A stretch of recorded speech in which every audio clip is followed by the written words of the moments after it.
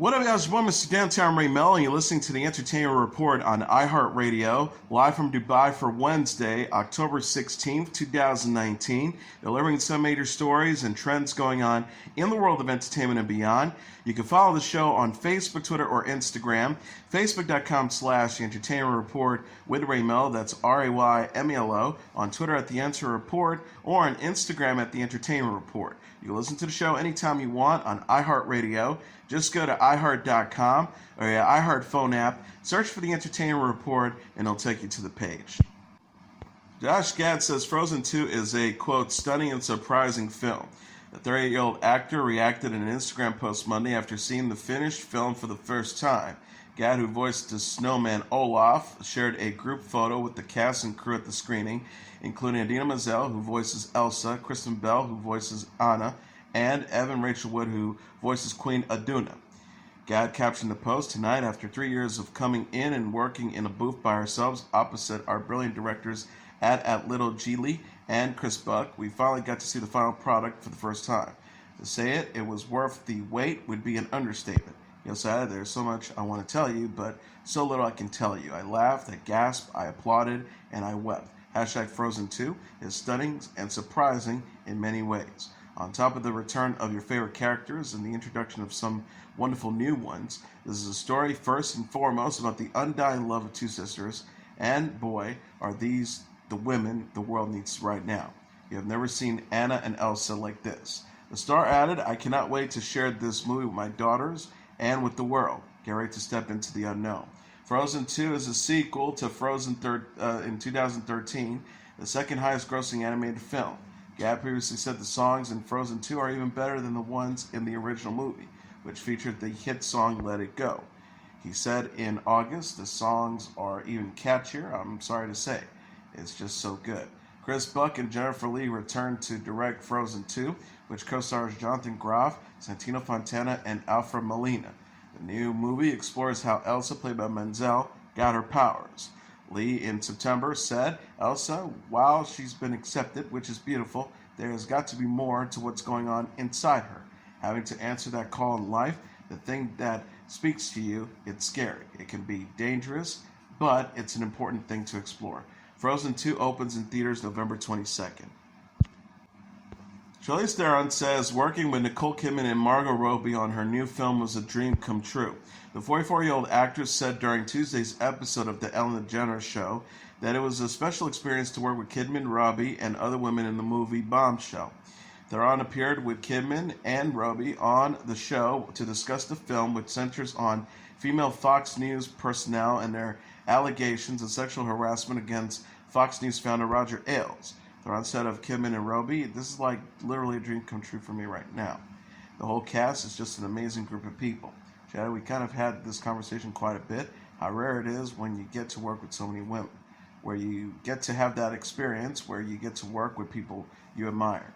Theron and Kidman play former Fox News personalities Megyn Kelly and Gretchen Carlson, who were among the women to accuse Ailes of harassment in 2016. Theron says the real-life Kelly has not reached out about the film. She said, "Megyn is fully aware of the film, and I'm really hoping that she'll see it. I want everybody to see who's involved in the story." Robbie portrays Kayla Popsicle, a fictional Fox News associate producer. Bombshell co-stars John Lithgow as Ailes, Connie Britton as Beth Ailes, and Mark Duplass as Douglas Brunt. The film opens in theaters December 20th and released a teaser trailer in August.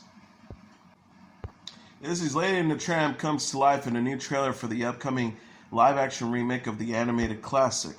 The clip, released on Monday, features Lady, voiced by Tessa Thompson, feeling like she's being replaced by her owner's newborn baby. Lady meets with Tramp, voiced by Justin Theroux, a streetwise stray who accompanies her while she leaves behind her home and explores the world at large. Tramp says, "There's a great big world out there with no fence around it. Every day could be an adventure." The trailer also includes the moments from the iconic spaghetti dinner scene between the two dogs. Lady and the Tramp is based on a 1955 Disney animated film of the same name, will be released onto the Disney Plus streaming service on November 12th. Charlie Bean will serve as director, with Kiersey Clemons as Darling and Thomas Mann as Jim Deere. Netflix is giving a glimpse of Kristen Davis and Rob Lowe in Holiday in the Wild. The streaming service shared a poster and first look photo Tuesday on Twitter of Davis and Lowe in the new romantic comedy. Davis plays a divorcee who goes on a safari in Zambia. She unexpectedly finds Lowe in love with Lowe's character at a wildlife sanctuary. The caption reads, Kristen Davis and Rob Lowe star in Holiday in the Wild, a touching new film about a divorcee who embarks on a safari in Zambia when she rediscovers herself while working at a local elephant sanctuary. Davis herself is a wildlife activist who has been involved in elephant conservation efforts since she helped rescue an orphaned elephant during a 2009 trip to Kenya. She told Entertainment Weekly, my own story is not a romantic comedy per se. It just helped me fall in love with elephants and learning about the poachers crisis and trying to help. Davis and Lowe previously co-starred in the 1999 miniseries Atomic Train. Davis is known for playing Charlotte York on Sex and the City.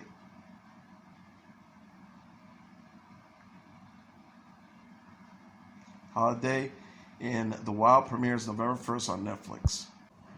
The Vietnamese authorities are ordering the producers of an award-winning Vietnamese film to pay a fine and delete the work, according to a South Korean press report. Tran Thon Hoi's Rome, a coming-of-age drama about a teenage boy who sells lottery tickets in a slum in Ho Chi Minh City after being abandoned by his parents, is being targeted for not complying with Vietnam censors Yuen Hap reported Tuesday. Director Hoi screened the film at the 24th Busan International Film Festival in South Korea this month, winning the Top New Currents Award, along with Monan Hayal's Iraq-Qatar co-production Hafia Street. The film's production company was fined about $1,700 by Vietnam's Culture Ministry. It also ordered film producers to delete the film so that it no longer is available for viewing.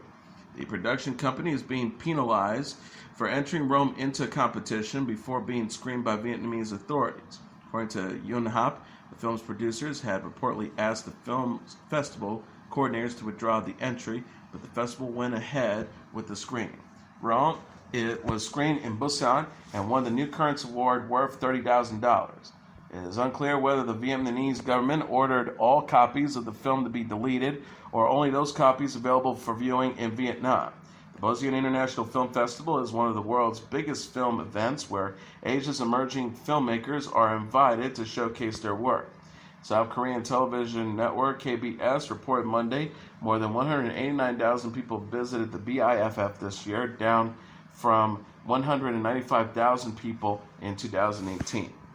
More film industry personnel visited BIFF this year, however, up 22%, including buyers who are seeking content distribution rights to new films, according to the report. Netflix is giving a new glimpse of Olivia Colman in The Crown. The streaming service shared a Season 3 poster Tuesday featuring Colman as Queen Elizabeth II. The poster shows Colman in profile while wearing a crown and other regalia. Tobias Menzies and Josh O'Connor are also pictured as Elizabeth's husband, Prince Philip, and son, Prince Charles, respectively. The poster reads, Times change, duty endures. Season 3 premiered November 17th. Netflix captioned the post, a new era begins. Colman is replacing Claire Foy, who played a younger Elizabeth in Seasons 1 and 2. Netflix released a teaser for Season 3 in September that poked fun at the change. The Crown follows Elizabeth's reign throughout the decades. Season 3 begins in 1964 and will cover such events as the rise of the Beatles and England winning the 1966 World Cup. Colman will play Elizabeth through Season 4. Season 4 will also feature Gillian Anderson as Margaret Thatcher and Emma Corrin as the future Princess Diana.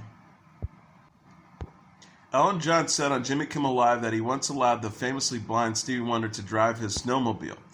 John brought up the story on Tuesday while discussing with Kimmel his new memoir, Me, and some of the funny moments from his life that he included in the book. The music legend joked, we thought, okay, that's another rival gone, about Wonder getting himself the snowmobile by himself. John continued, that's him out of the way, we just need to get Phil Collins, Rod Stewart up there, before also stating that he once threw oranges at Bob Dylan during a round of charades due to the musician being bad at the game. John is currently on the second leg of his farewell tour in North America, which ends on November 16th in Uniondale, New York. The singer added in September 7 more shows in New York and New Jersey shows that are set to take place on April 2020. John told Kimmel about why he started the farewell tour. "I don't want to travel anymore. I've been traveling since I was 17. He continued, "I have 2 kids now, and I have a family. I love those boys, and I love my husband, and I want to spend time with them." Cuba Gooding Jr. pleaded not guilty in New York court Tuesday to add misdemeanor charges to follow a separate groping case this summer. Gooding is facing 4 counts of indictment of forcible touching and 3 degrees of sexual abuse. Tuesday, he pleaded not guilty to a pair of misdemeanor charges that said he fondled a second woman in Manhattan a year ago. The court released him on his own recognizance. Defense attorney Mark J. Heller told NBC News earlier the new charges were unsubstantiated and from a long time ago. Gooding surrendered to New York City police on June 13th on the original misdemeanor charges, said that the Oscar winner touched a 29-year-old woman unsolicited at a Manhattan lounge that month.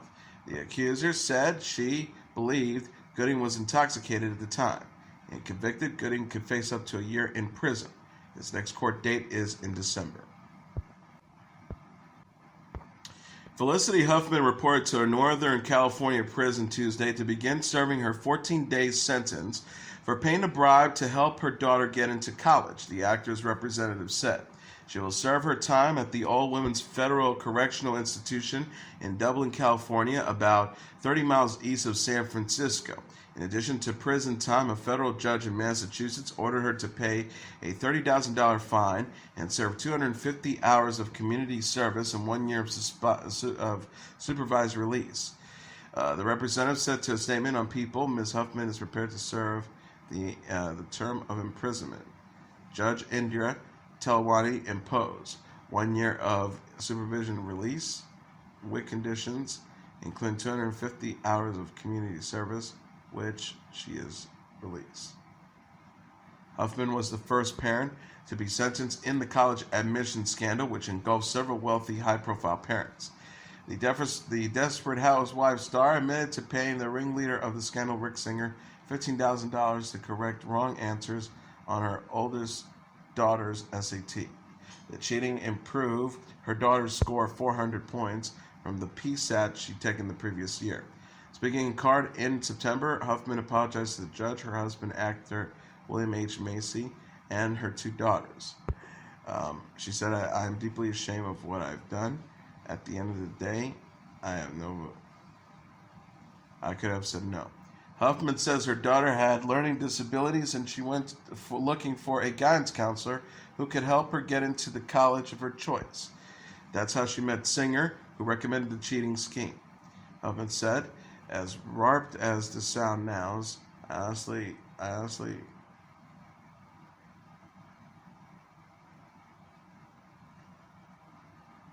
warped as this sounds now, I am honestly began to feel that maybe I would be a bad mother if I didn't do what Mr. Singer was suggesting, she said before sentencing. In my desperation to be a good mother, I talked myself into believing that all I was doing was giving my daughter a fair shot.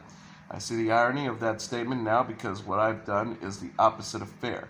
I have broken the law, deceived the education community, betrayed my daughter, and failed my family. 51 people have been charged in the scandal, including actress Lori Loughlin, accused of paying more than $25 million collectively to Singer to promote their child as fake athletes with scholarships or to cheat on the SAT.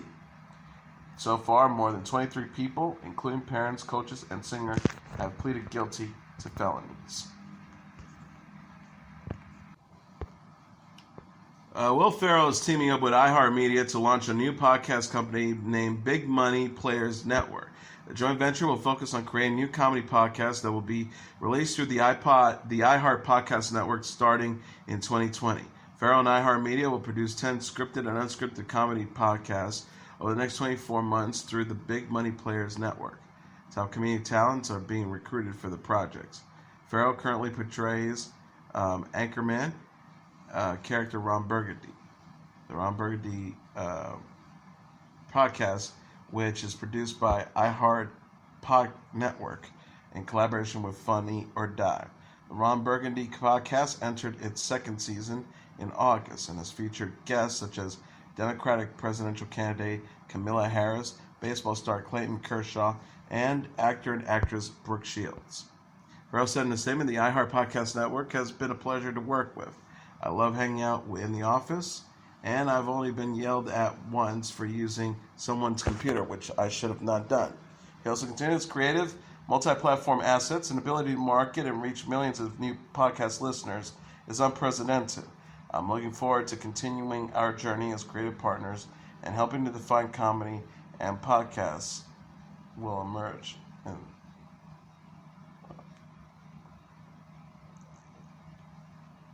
And I'm looking forward to continuing our journey as creative partners and helping to define how comedy and podcasting will emerge.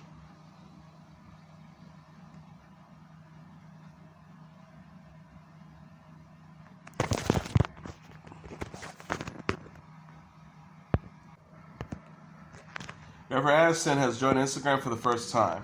The 50-year-old actress signed up for the photo sharing app Tuesday after years of avoiding social media. As her first post, Aniston shared a selfie with Friends co-star Courtney Cox, Lisa Kudrow, David Schwimmer, Matt LeBlanc, and Matthew Perry. She captioned the photo, and now we're Instagram friends too. Hi, Instagram.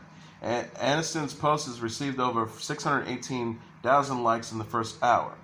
Actress Reese Witherspoon, comedian Chelsea Handler, and actress Sarah Foster were among those to congratulate Aniston for the Instagram. Witherspoon wrote, "Yes, welcome to Insta, Jen. Aniston and Witherspoon will co-star in the new Apple TV series The Morning Show." Cox had posted a selfie with Aniston and LeBlanc on her own account last week during another reunion. She wrote, "A rare night, and I love it." Aniston played Rachel Green on Friends, which had a 10-season run on NBC from 1984 to 2004.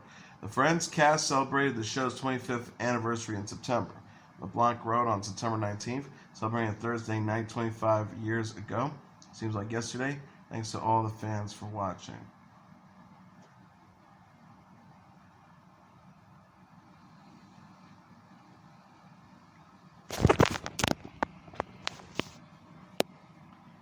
Aniston's new show, The Morning Show, premieres November 1st. Tiger Woods has signed a deal with HarperCollins to publish his first memoir. The 43-year-old professional golfer confirmed Tuesday that he's writing back a candid new book about the ups and downs of his personal life and career.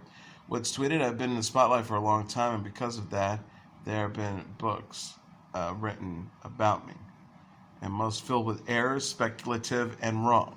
This book is my definite story." HarperCollins said in a press release that Beck will recount Woods' rises.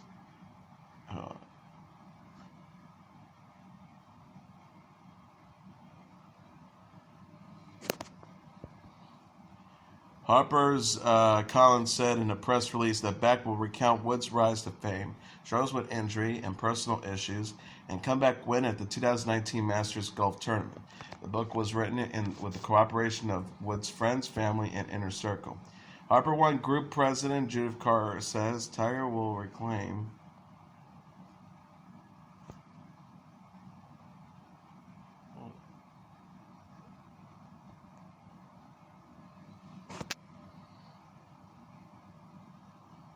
Harper One's executive editor, Shannon Welch, said Woods is eager to share his story. She says he's at a place in his career and his life where he's thinking deeply about his story, the highs and lows, and how it all relates and connects.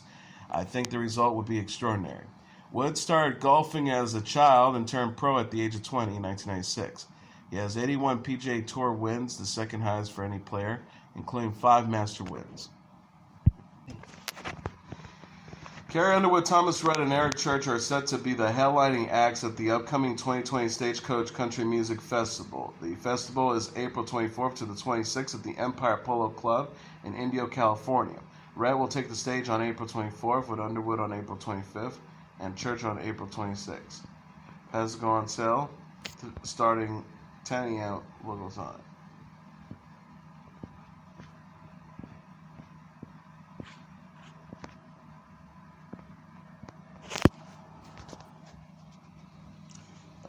Lil Nas X, Billy Ray Cyrus, Brett Young, Dustin Lynch, Dan Plauché, Midland, ZZ Top, Low Cash, Tanya Tucker, Jimmy Allen, Alan Jackson, John Party, Brian Adams, Chris Lane, Riley Green, and many more are set to perform through the festival. Underwood is set to host the 2019 Country Music Awards, Association Awards on November 13th at the Bridgestone Arena in Nashville. The singer will be joined by guest hosts Reba McEntire and Dolly Parton, and in place of her longtime CMA partner.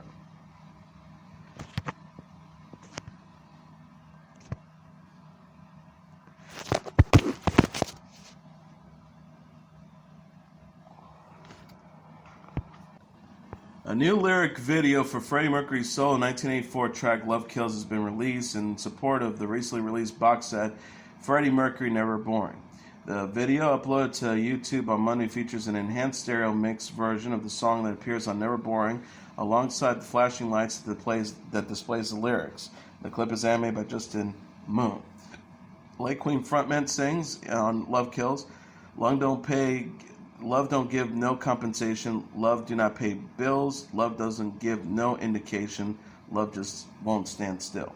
Never Born contains 3 CDs with 32 songs, a Blu-ray and DVD featuring promos and an interview, a 120-page photo book with quotes from Mercury, and an introduction from actor Rami Malek, who portrayed him in the Queen biopic Bohemian Rhapsody, and a double-side poster of Mercury. Mercury died at the age of 45 from AIDS in November 1991. An unearthed recording of Mercury performing Time Waits for No One was released in June as a new single alongside a new music video. And that is your entertainment report for Wednesday, October 16th, 2019. I'm your host, Mr. Downtown Melo. I'll be back tomorrow to deliver some major stories and trends going on in the world of entertainment and beyond. You can follow the show on Facebook, Twitter, or Instagram. Facebook.com/Entertainment Report with Ray Melo. That's RAYMELO. On Twitter at The Enter Report, or on Instagram at The Entertainment Report. You can listen to this episode or any previous episodes of The Entertainment Report anytime you want on iHeartRadio. Just go to iHeart.com or your iHeart phone app. Search for The Entertainment Report, and it'll take you to the page. Good night, and God bless you all.